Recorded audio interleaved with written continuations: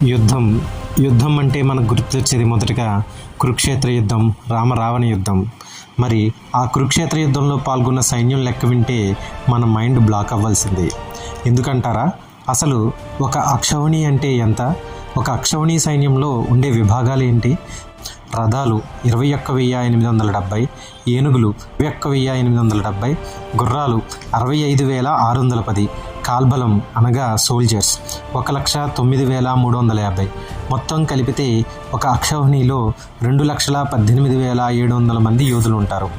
యుద్ధంలో పాల్గొన్న మొత్తం సైన్యం అంచనా వేస్తే రథాలు 3,93,660, ఏనుగులు 3,93,660, గుర్రాలు 11,80,980, సైనికులు 19,68,300.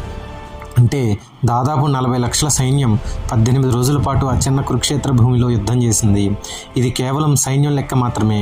వీరికి భోజనం వండేవారు, వైద్యులు, సేవకులను కలిపితే ఈ సంఖ్య ఇంకా పెరుగుతుంది. కురుక్షేత్ర యుద్ధంలో చివరికి మిగిలింది కేవలం 12 మంది మాత్రమే.